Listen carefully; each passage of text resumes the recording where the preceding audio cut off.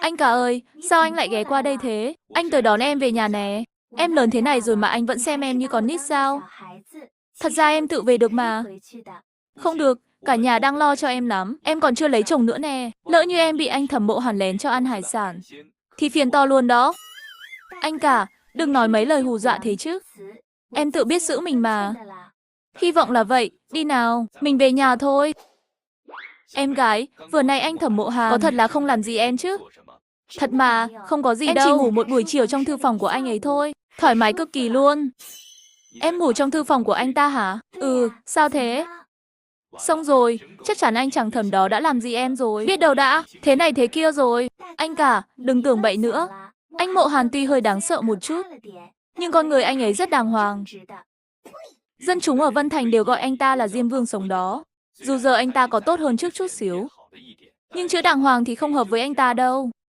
Thôi mà anh cả, tin em đi. Anh Mộ Hàn không đời nào lợi dụng lúc em ngủ, mà làm chuyện không hay đâu. Anh ấy không phải người xấu xa như vậy. Em gái, em đang ở đâu thế? Anh hai, em đang đi cùng anh cả đây. Đang trên đường về nhà nè. Vậy em về nhanh đi nhé. Cái váy trắng dài mà Thẩm Mộ Hàn tặng em ở tiệc đính hôn bị người ta làm hỏng mất rồi. Ốc, tụi em về ngay đây. Anh cả, chạy nhanh nhất có thể về nhà nhé. Ốc, em gái, ngồi chờ chắc nha, anh chuẩn bị phóng xe đây. Chẳng mấy chốc, Niệm Niệm và Sở Tử Xuân đã về tới nhà. Chuyện gì thế này? Rốt cuộc là ai làm hỏng vậy? Tiểu thư, là Lý Thẩm ạ. Hôm nay ông ấy về nhà, nói muốn giúp tiểu thư dọn phòng, nên tôi để ông ấy vào. Ai ngờ lúc ông ấy sắp xếp tủ quần áo, đã làm hỏng chiếc váy này. Lý Thẩm, tôi muốn nghe ông giải thích chuyện chiếc váy này. Tiểu thư, tôi cũng không rõ nữa. Lúc tôi sắp xếp quần áo cho tiểu thư, đã cẩn thận lắm rồi, nhưng vẫn làm rách mất. Không biết có phải bị móc vào đâu không? Thật sự xin lỗi tiểu thư ạ. Ông ấy đã nhận lỗi rồi đó. Tôi nói không sai chứ? Bác Lý, bác ở nhà mình lâu như vậy rồi, sao lại mắc lỗi sơ đẳng thế này? Lão gia, xin lỗi ngài, lần này là tôi sơ suất. Lão gia, tôi thấy bác Lý cũng lớn tuổi rồi, làm việc không còn lanh lẹ như xưa. Nghe nói năm ngoái bác ấy vừa có thêm cháu nội, đúng không? Hay là để bác ấy về, nghỉ hưu, ăn hưởng tuổi già đi. Tôi không sao đâu, lão gia, phu nhân. Tôi vẫn có thể làm việc cho nhà Sở thêm vài năm nữa. Bác Lý đã ở nhà Sở 30 năm rồi. Ngày xưa thân với phu nhân như người nhà, sau này lại chăm sóc 4 đứa con của ngài. Nhất là Niệm Niệm, bác ấy thật sự không nỡ xa cô bé. Bác Lý mới có 50 tuổi thôi, còn lâu mới tới tuổi nghỉ hưu. Hơn nữa, nếu bác ấy đi rồi, ai sẽ lo mấy việc lặt vặt này? Tôi thì lại nghĩ, Tiểu Hương có thể thay thế bác Lý. Cậu ấy thông minh, làm việc lại chu đáo. Hi hi, quả nhiên, Tiểu Hương chính là người được sắp xếp để thay nhà họ Tô. Dì Tô Tí gì là muốn đuổi bác Lý ra khỏi nhà, đúng không? Chứ còn gì nữa, một người làm hỏng đồ của chủ nhân. Chẳng lẽ không nên đuổi đi sao? Hay để lại ăn Tết luôn hả? Đồ bị hỏng là của Niệm Niệm. Xử lý thế nào là quyền của cô bé? Hay là chúng ta nghe ý Niệm Niệm đi? Đúng đó, do việc lớn nhỏ trong biệt thự đều do bác Lý sắp xếp, và bác ấy luôn làm rất tốt. Đuổi đi thì hơi nặng tay quá. Tôi biết bác Lý đã làm ở đây nhiều năm rồi, nhưng bác ấy mắc lỗi lớn thế này, nếu không phạt thì sau này người làm trong nhà sẽ nghĩ sao? Phu nhân nói đúng, tôi phạm lỗi, chịu phạt là đúng thôi. Ngày mai tôi sẽ rút tiền tiết kiệm để bồi thường. Nhưng xin đừng đuổi tôi đi, được không? Thôi được, bác Lý. Bác đã làm ở nhà Sở nhiều năm như vậy. Chiếc váy thì bác không cần bồi thường, nhưng công việc của bác sau này giao lại cho Tiểu Hương nhé. Bác chỉ cần chuyên tâm chăm sóc Niệm Niệm là được. Lời của Sở Trấn Nguyên coi như đã tha thứ cho bác Lý, không bắt bác ấy bồi thường, còn giữ bác ấy ở lại. Đúng là sự khoan dung lớn nhất, phải không? Lão gia, ngài yên tâm. Sau này tôi sẽ làm việc thật tốt. Không được, tôi không hài lòng với cách xử lý này.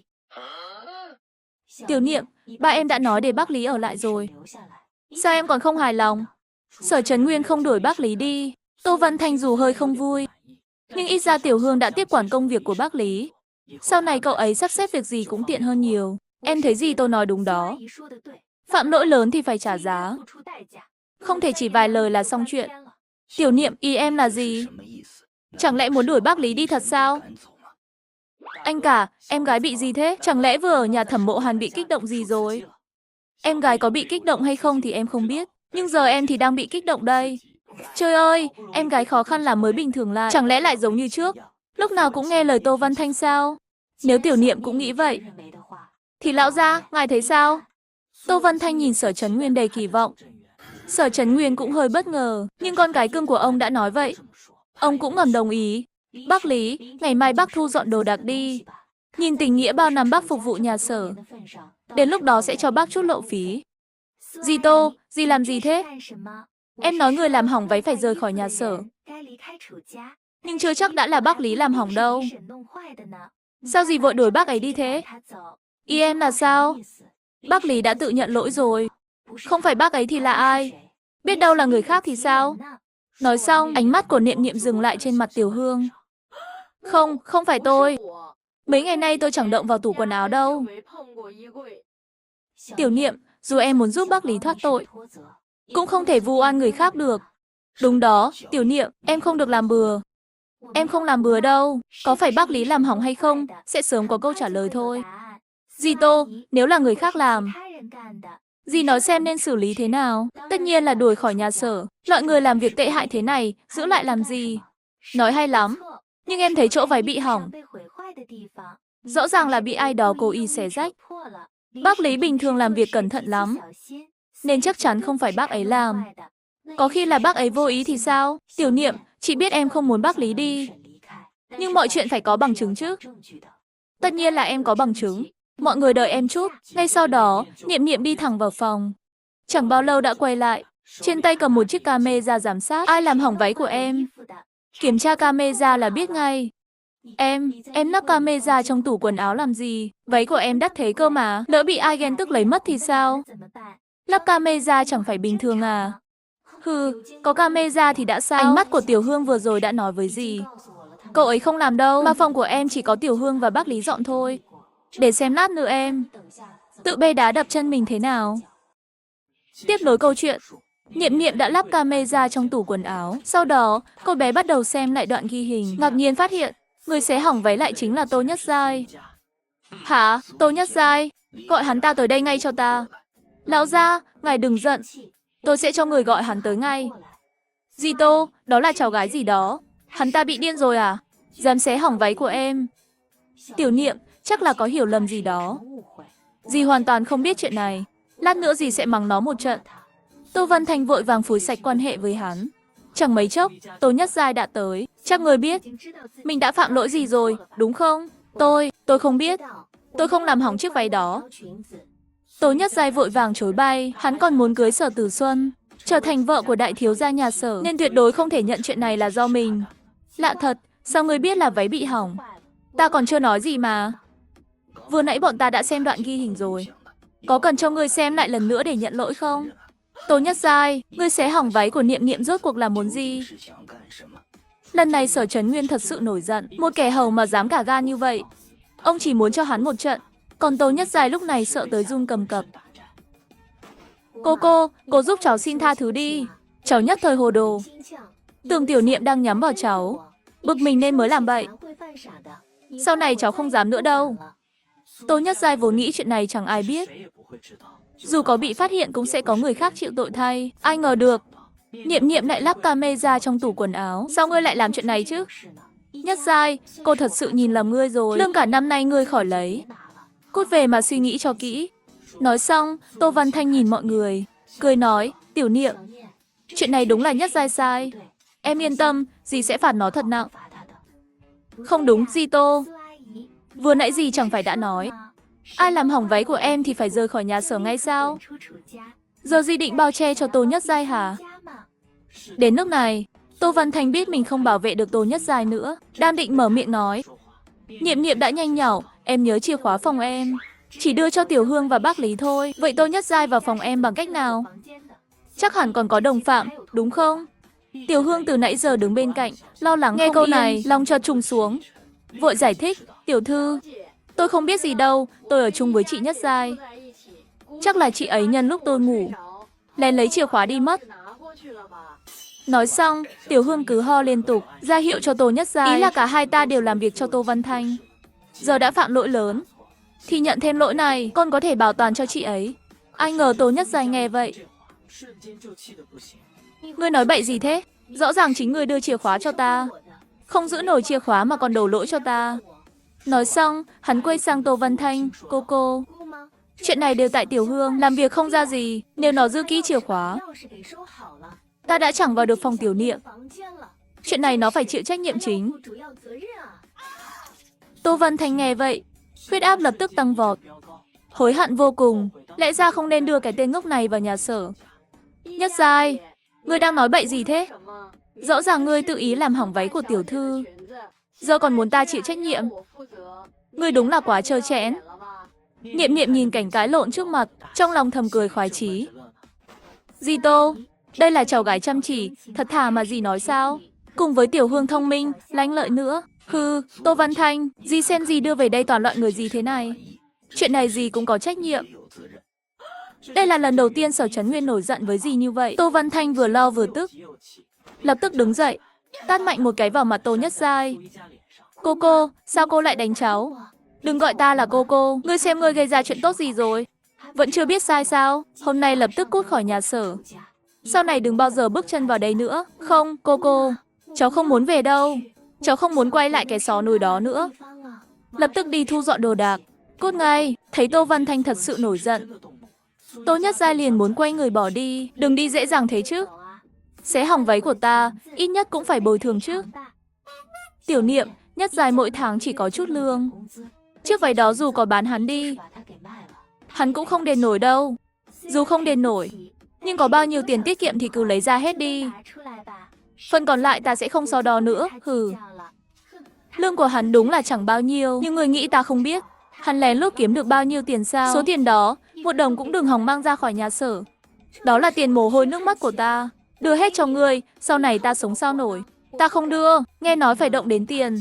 Tô Nhất Giai lập tức ra bộ dạng ăn vạ.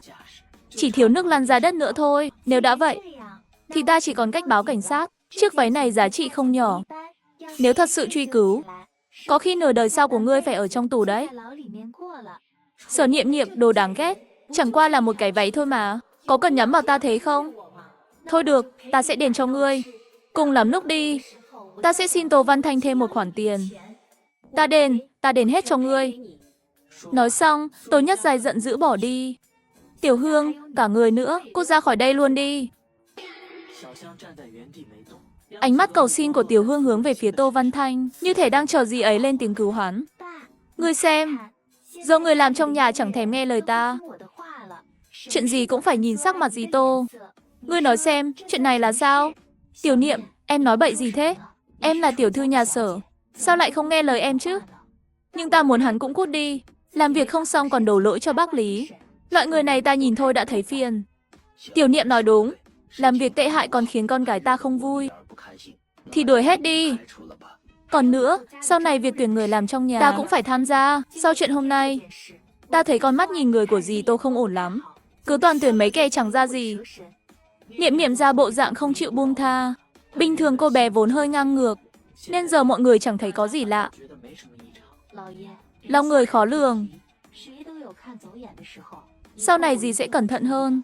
Niệm Niệm còn nhỏ, chuyện này em không rành đâu.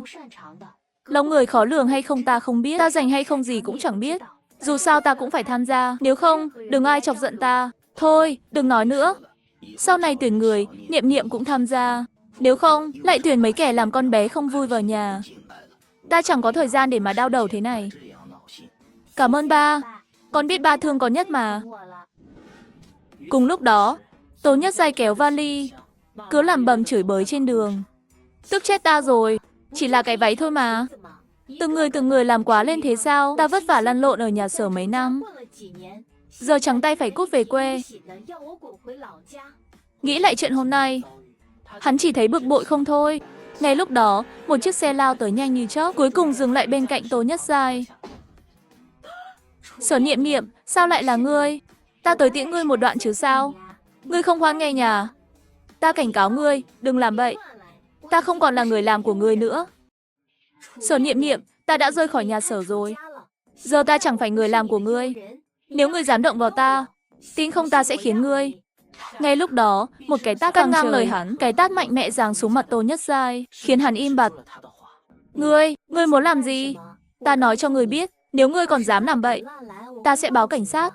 Hi hi, báo cảnh sát vừa hay đồng ý ta, đến lúc đó cho ngươi ngồi tù cả đời. Chốt đi cũng chẳng ai hay. Ánh mắt Niệm Niệm lạnh lẽo đầy uy hiếp, làm Tô Nhất Dài sợ tới run lẩy bẩy. Nói đi, ngươi định đi đâu? Ta về quê.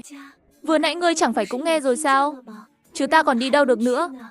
Ồ, về quê. Vậy ta làm sao biết là thật hay giả? Ta không lừa ngươi. Cô đã mua vé máy bay cho ta rồi. Niệm Niệm, ta thật sự biết sai rồi. Sau này ta tuyệt đối không xuất hiện trước mặt người nữa. Giờ chúng ta cũng từng là chị em một thời. Ngươi tha cho ta đi, nếu không ta lỡ chuyến bay mất. Sau đó, Tô Nhất Dài run rẩy lấy vé máy bay ra. Niệm Niệm liếc nhìn, quả thật là vé hôm nay. Kiếp trước, Tô Văn Thanh không phải dựa vào sức mình để gây sóng gió ở nhà Sở, mà là lén lút, cấu kết với kẻ khác. Cung Lệ Giang từng bước khống chế nhà Sở. Kẻ đó rốt cuộc là ai? Ban đầu Niệm Niệm nghĩ sau khi Tô Nhất Giai bị đuổi, có lẽ Tô Văn Thanh sẽ sắp xếp hắn đến chỗ kẻ đó. Vậy thì có thể lần ra đối phương là ai. Nhưng không ngờ thật sự đưa hắn về quê. Chắc là bỏ rơi cái đồng đội ngu ngốc này rồi. Tiểu Niệm, thả ta đi mà. Chuyện cái váy ta đã bị trừng phạt rồi. Chưa đủ sao? Tô Nhất Giai thấy Niệm Niệm không nói gì, thở phào nhẹ nhõm, định rời đi. Nhưng bất ngờ phát hiện, Niệm Niệm lấy ra một thứ từ sau lưng. Chị Nhất Giai, người bất ngờ lấy cái này ra. Làm gì chứ? Chỉ là cái váy thôi. Ngươi không nhỏ nhen thế chứ? Nhỏ nhen chứ, ngươi nên biết ta nổi tiếng là ngang ngược, hống hách. Có thù tất báo, không biết thứ này dùng có sướng tay không? Hôm nay ta thử tay nghề với ngươi xem. Ngay sau đó, Niệm Niệm nhanh như chớp ra tay, một gậy đánh trúng cánh tay. Tay hắn gãy ngay lập tức, Tô Nhất Dài hét lên đau đớn. Tiếp theo là một gậy vào mặt, làm rụng mất mấy cái răng. Điên rồi, Sở Niệm Niệm, người điên rồi, chỉ là một cái váy. Ngươi cần gì đánh ta ra nông nỗi này? Nghe cho rõ đây, cút khỏi Vân Thành, cả đời này đừng xuất hiện trước mặt ta nữa. Ta đồng ý, ta thề sau này tuyệt đối không quay lại. Ta cũng sẽ không liên lạc với cô nữa. Xin ngươi tha cho ta. Cút ngay, trước khi ta đổi ý. Nghe vậy, Tô Nhất Dài vội vàng bỏ chạy. Cả vali cũng chẳng thèm mang. Kiếp trước, dù Tô Nhất Dài đáng ghét, nhưng sau khi bám đuôi anh cả không thành, hắn lấy tiền rồi về quê hưởng thụ, chẳng tham gia vào âm mưu hại nhà Sở của Tô Văn Thanh. Vì thế Niệm Niệm mới để hắn sống. Kẻ đứng sau lưng cấu kết với Tô Văn Thanh, rốt cuộc là ai? Ẩn mình quá sâu, hay giờ vẫn chưa xuất hiện? Nhưng không sao, ta có cả đống thời gian để từ từ chơi với các ngươi. Em gái, Tô Nhất Giai thế nào rồi? Chỉ dạy dỗ hắn vài chiêu, rồi bảo hắn cút, một cái váy, chút giận là được rồi. Em cũng chẳng đến mức đánh hắn chót đâu. Em đối xử với Tô Nhất Giai như vậy, mẹ con nhà Tô chắc chắn sẽ có ý kiến với em. Em không quan tâm sao? Sở Tử Xuân thực ra đang thăm dò thái độ của Niệm Niệm. Dù mấy ngày nay em ấy khác trước nhiều, nhưng rốt cuộc nghĩ gì về mẹ con nhà Tô, trong lòng mọi người vẫn chưa rõ. Họ đâu phải người thân của em. Có ý kiến thì cứ có, kệ họ. Anh cả, chỉ cần mọi người bình an bên em là đủ rồi. Câu nói này chạm ngay vào tim Sở Tử Xuân, khiến anh lập tức mềm lòng. Đi, anh cả dẫn em đi ăn ngon. Ốc. Đến tối, Niệm Niệm về nhà, thấy bác Lý đang sửa lại chiếc váy bị xé. Bác Lý, cái này sửa được không? Chiếc váy này với em rất ý nghĩa. Sửa được thì tốt quá. Tiểu thư, ngài yên tâm. Tôi vừa xem chiếc váy, chỗ rách bị xé theo đường chỉ. Tôi có thể sửa, dù không đảm bảo như ban đầu. Tuyệt quá. À đúng rồi, bác Lý, sau này nếu người làm trong nhà không có quy củ, bác cứ thẳng tay phạt. Còn người là mới tuyển, nhất định phải do bác tự tay chọn lựa kỹ càng. Nhưng tiểu thư, ngài làm vậy là muốn loại trừ người nhà Tô sao? Bác Lý hơi lo lắng, vì chuyện nội vụ nhà Sở, từ trước đến nay đều do Tô Văn Thanh quản lý. Tiểu thư, nếu ngài thật sự không muốn họ ở đây, ngài có thể nói với lão gia. Tôi thấy ly hôn cũng không phải không thể. Nếu ly hôn, chỉ là đuổi được hai mẹ con họ đi, mà Tô Văn Thanh còn được chia tài sản nhà Sở. Như vậy quá rẻ cho họ rồi. Tôi muốn họ sống không bằng chết. Bác Lý, thật ra tôi chẳng nghĩ nhiều thế đâu. Bác cứ làm theo lời tôi là được. Sau này chuyện nhà Sở, bác phải để tâm nhiều hơn. Vâng, tiểu thư, tôi hiểu rồi. Đây là việc tôi nên làm. Hôm nay là ngày khai giảng của Đại học Vân Lâm. Niệm Niệm sáng sớm dậy, vừa xuống lầu, đã thấy trên bàn bày một bàn đầy món ăn. Mà Tô Nhất Hạ, qua thời gian này tay đã lành. Không ngờ Tô Nhất Hạ chịu đau giỏi thế. Khen thật, nhưng chút đau này mới chỉ là khởi đầu thôi. Tiểu Niệm, mặt trời lên cao rồi. Sao giờ mới dậy? Mọi người đang đợi em ăn sáng đây. Chưa kịp để Niệm Niệm lên tiếng, Sở Trấn Nguyên đã nói, chẳng phải vừa kịp sao? Cũng chẳng đợi lâu. Có gì đâu mà. Dì có thể ăn trước. Ba đúng là tuyệt vời, nói hay lắm. Thôi lão gia, sáng sớm đừng nổi nóng. Đúng rồi, Nhất Hạ, năm nay là đại diện của buổi tiệc chào tân sinh viên. Sẽ lên sân khấu chơi dương cầm. Dạo này tôi bận quá, quên mất chuyện này. Cũng chưa chuẩn bị gì cho con bé. Đại học Vân Lâm mỗi năm khai giảng, đều có các anh chị khóa trên làm đại diện, tổ chức tiệc chào đón cho tân sinh viên. Mà năm nay đại diện nữ là Tô Nhất Hạ. Con bé không nói tôi cũng quên mất. Được chọn làm đại diện là vinh dự lớn. Con đi chọn một bộ lễ phục đi, để lúc lên sân khấu mặc cho đẹp. Cảm ơn chú Sở, cháu nhất định sẽ biểu diễn thật tốt. Tiểu Niệm, làm đại diện thì có gì hay, anh từng làm rồi, chán lắm. Em gái nhà mình đáng yêu thế này, chúng không chọn em là mắt chúng mù. Kiếp trước, Tô Nhất Hạ dựa vào vẻ ngoài hoàn hảo, mà thuận buồm xuôi gió, có được bao nhiêu cơ hội. Kiếp này, lớp vỏ bạch liên hoa đó, ta sẽ từng lớp lột xuống. Bắt đầu từ lần làm đại diện chào đón này. Ăn sáng xong, Tô Văn Thành lập tức dẫn Tô Nhất Hạ vào phòng. Nhất Hạ, tay con thật sự ổn rồi chứ? Tiệc chào đón phải chơi dương cầm. Nếu có sai sót thì đúng là mất nhiều hơn được. Mẹ, thật sự không sao rồi. Lần này trong số khách mời của trường, có cả trong nước, nghệ sĩ dương cầm hàng đầu Mã Lan. Nghe nói ông ấy tới, để chọn một học sinh làm người kế thừa của mình. Nếu con được ông ấy để mắt tới, tương lai chẳng phải sẽ rộng mở sao? Mẹ yên tâm đi. Lần này học sinh được Mã Lan chọn chắc chắn là con. Con đúng là niềm tự hào của mẹ. Con càng xuất sắc, càng làm Sở Niệm Niệm trông vô dụng. Đến lúc đó, con mới là tiểu thư thật sự của nhà Sở. Đồ ngốc đó chỉ dựa vào xuất thân mà được mọi người cưng chiều vô điều kiện. Thật không công bằng. Con thề sẽ cướp hết mọi thứ của Sở Niệm Niệm, tiền tài, địa vị và cả Thẩm Mộ Hàn nữa. Ngay lúc đó, từ dưới lầu vang lên tiếng động cơ xe rầm rộ. Mẹ, Thẩm Mộ Hàn đến rồi. Tiếng xe thể thao của anh ấy con quen lắm. Đi nào, chúng ta mau xuống dưới, cố gắng thể hiện thật tốt trước mặt anh ấy, để Sở Niệm Niệm mất mặt càng nhiều càng tốt. Thẩm đại thiếu gia, sáng sớm tinh mơ anh đến đây làm gì? Hôm nay là ngày khai giảng của tiểu nha đầu. Tôi đặc biệt đến đón em ấy đi học. Hừ, em gái tôi còn chưa gả đi đâu, mà anh chàng này đã vội vàng đến cướp người. Chẳng xem mấy anh em chúng tôi ra gì cả. Không cần đâu, tôi cũng định đưa tiểu Niệm đi học. Không phiền anh đâu. Vừa dứt lời, Niệm Niệm bước ra. Anh Mộ Hàn, sao anh lại đến? Anh đến tặng em quà khai giảng. Thật hả, tốt thế sao? Vậy anh tặng em quà gì nào? Thẩm Mộ Hàn chỉ tay về phía chiếc xe phía sau. Bên trong xe chất đầy cả trăm bộ quần áo, váy vóc các kiểu. Trời ơi, bao nhiêu quần áo đẹp thế này. Một mình em làm sao mặc hết được chứ? Kiếp trước đúng là mắt em mù. Sao lại nghĩ Thẩm Mộ Hàn là ác quỷ chứ? Rõ ràng anh ấy cưng chiều mình thế này mà. Cùng lúc đó, Tô Nhất Hạ cũng bước ra. Thiếu gia Thẩm, anh đến để đưa tiểu Niệm đi học à? Nếu vậy thì tiện đường cho tôi đi nhờ xe đến trường luôn nhé. Cùng đi với hai người luôn.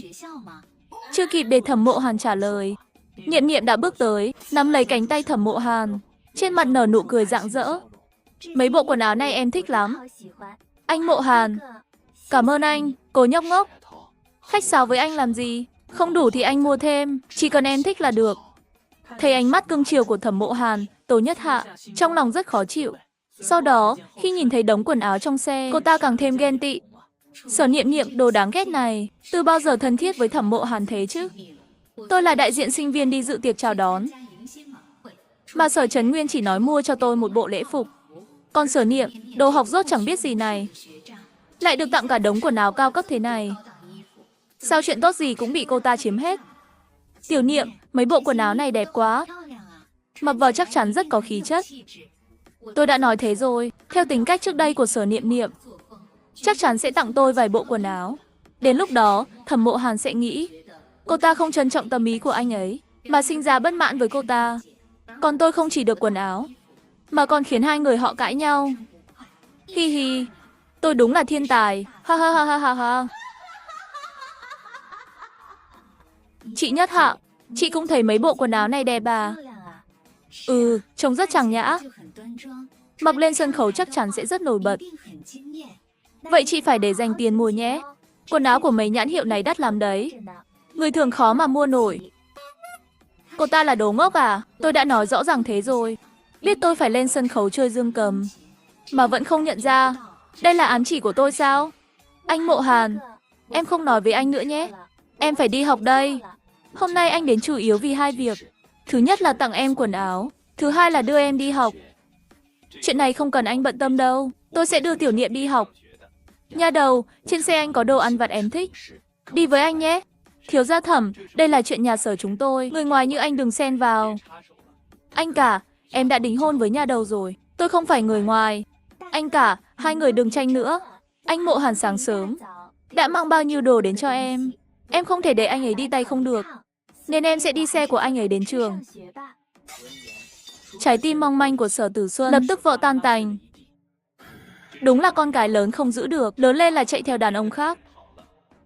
Tô Nhất Hạ thấy Sở Niệm Niệm sắp đi cùng xe với Thẩm Mộ Hàn đến trường. Cô ta lại nhắc nhở, Tiểu Niệm, tôi muốn đi cùng em đến trường.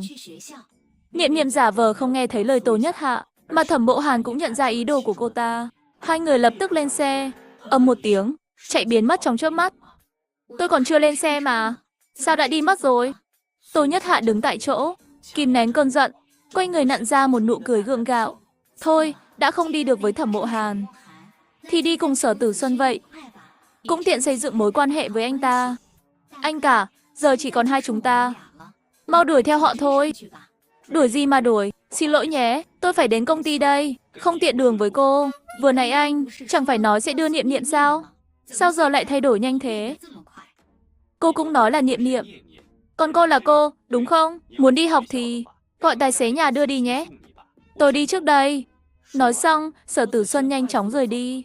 Tô Nhất Hạ đứng tại chỗ, giận đến mức dậm chân bình bịch, đáng ghét. Từng người khinh thường tôi. Sớm muộn gì cũng có ngày, tôi sẽ khiến các người quỳ xin tôi bố thí cho miếng cơm. Tiểu Niệm, chúng ta có phải chị em không? Sao vừa nãy em lại bỏ rơi tôi để đi một mình với Thẩm Mộ Hàn chứ?